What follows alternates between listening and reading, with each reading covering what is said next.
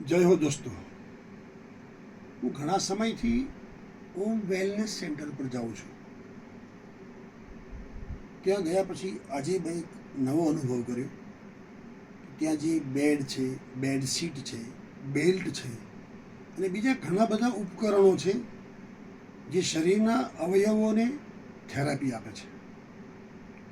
મેં ત્યાં સ્ટોન જોયા.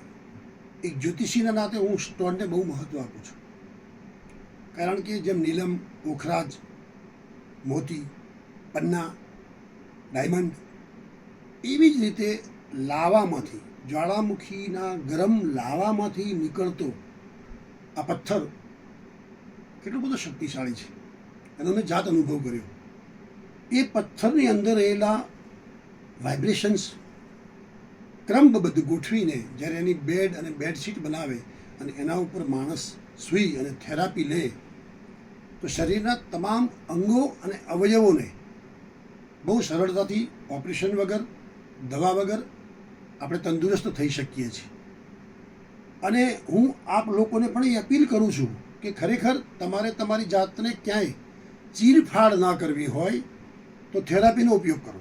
અને આવા કિંમતી સ્ટોન બહુ જૂજ સંખ્યામાં મળે છે અને એવા સ્ટોન જ્યારે આપણને થેરાપી આપે ત્યારે એ વાઇબ્રેશન દ્વારા આપણા શરીરના અવયવોને બિલકુલ સારી રીતે તંદુરસ્ત રાખે છે, હરતા ફરતા રાખે છે અને વૃદ્ધ માણસ પણ પોતાની જાતને એકદમ સશક્ત સમજી શકે અથવા માણી શકે પોતાની જાતને અને આનંદદાયક રહી શકે એવી આ થેરાપી છે.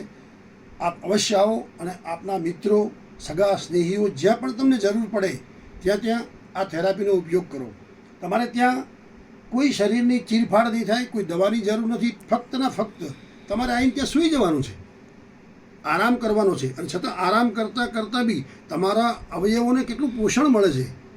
તમારા 33 મણકાઓમાં જે અવયવોનું ફિટિંગ કરેલું છે, જે વાયરિંગ કરેલું છે, એ વાયરિંગ દ્વારા જ તમારા તમામ શરીરોને એ ફ્રિકવન્સી મળે છે અને એ સ્ટોન દ્વારા તમારા તમામ શરીરો ફરીથી જીવંત થાય છે. જૂના થઈ ગયેલા કોષો ફરી સજીવન થાય છે. એક ખખડી ગયેલો વ્યક્તિ 100% પંગુમ લંઘઈ તે ગિરિમ યત કૃપા તમહમ બંદે. જો તારી કૃપા થાય તો પાંગળો માણસ કે એક અપંગ વ્યક્તિ પણ હિમાલયને પાર કરી શકે છે. એવી પોઝિટિવિટી સાથે તમે થેરેપીમાં ઉતરો અને થેરેપીનો ખૂબ આનંદ સાથે ઉપયોગ કરો. 100% તમારા જીવનમાં એક પોઝિટિવિટી આવશે અને તમે સશક્ત અને તંદુરસ્ત રહી શકશો. ધન્યવાદ. જય હો દોસ્તો, મયુરભાઈ ઠક્કરની આ સેવા ખરેખર અવર્ણનીય છે, વર્ણન ન કરી શકાય, કારણ કે સેવાનો ભાવ બહુ મહત્ત્વનો ભાવ છે.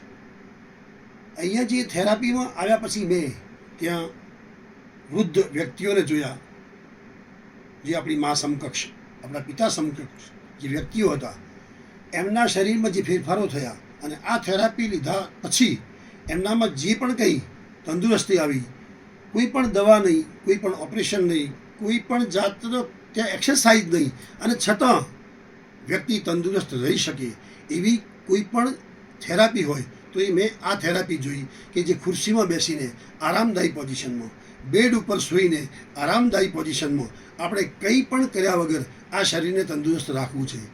લાખો રૂપિયા દવા ખર્ચ કરવા છતાં બી માણસ પોતાની ફરિયાદ કરતો હોય છે, જ્યારે અહીંયા કંઈ પણ કરવાનું નથી. ન દવા, ન દારૂ, ન ઓપરેશન, ન વાટકાપ, ના કોઈ પણ જાતની એક્સરસાઇઝ, શારીરિક બળ વગર ઓનલી ફોર આરામ સાથે આ પોઝિશનમાં આપણે આ થેરાપીને લેવાની છે.